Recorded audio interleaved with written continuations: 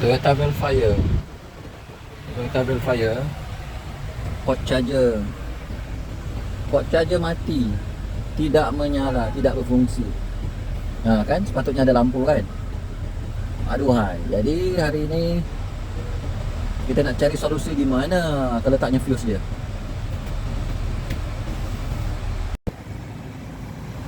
Jadi setelah meneliti diagram fuse untuk Toyota Velfire ni, fuse dia terletak di sebelah kanan kaki pemandu.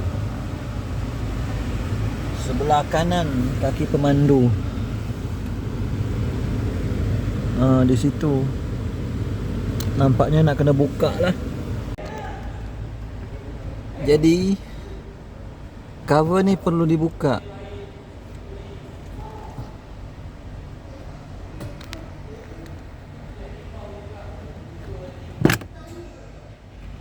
Seperti itu.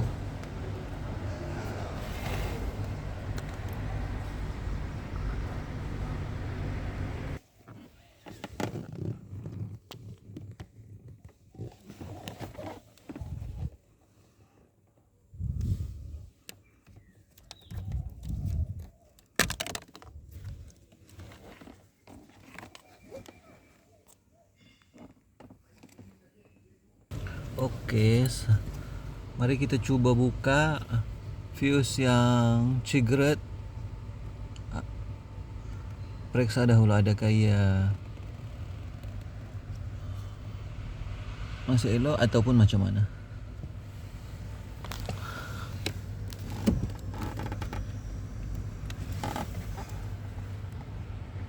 Sempit. Ya. Okey, setelah tadi kita periksa, fuse yang terbakar sebenarnya adalah fuse AC point. Apa tadi tu? C point. Apa nama dia tu P point. P point. Atas cigarette. Jadi tadi tu rupanya bukan fuse cigarette. Tapi sebelum itu kita guna ambil klip untuk tarik fuse ni. Jadi ia adalah berada di depan sana. Okey, jom. Mari kita ambil dahulu klip untuk cabut fuse tu. Dia berada di bonnet depan, dia punya klip.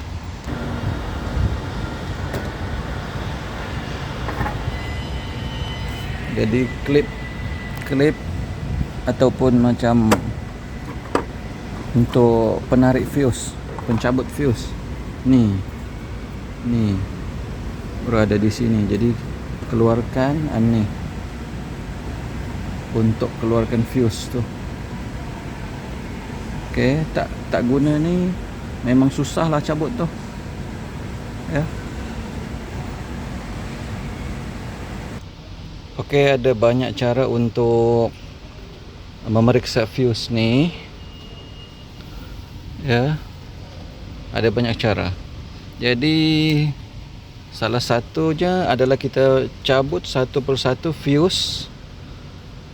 Kita periksa mana satu yang terbakar. Salah satu lagi kita gunakan test pen lah. Lagi mudah untuk kita mengetahui mana fuse yang terbakar. Kalau guna fuse test pen ni.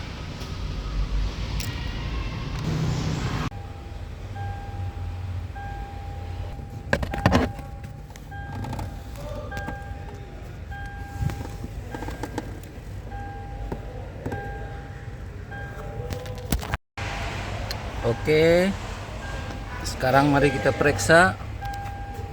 Fuse dah dipasang. Jangan lupa tutup semula.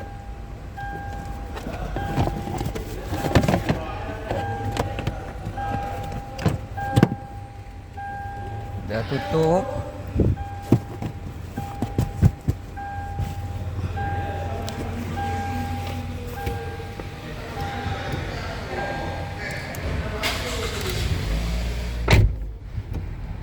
Okey. Ini port charger.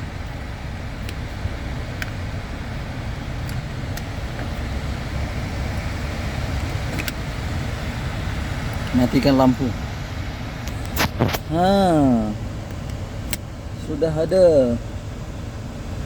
Itu dia.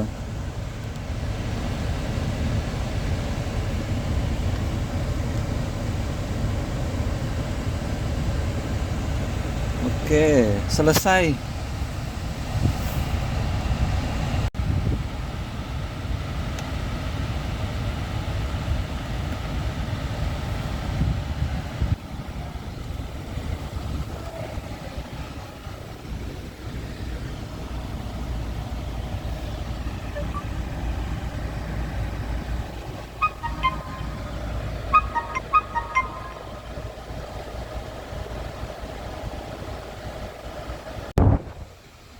Okey rakan sahabat, selesai tukar fuse tadi.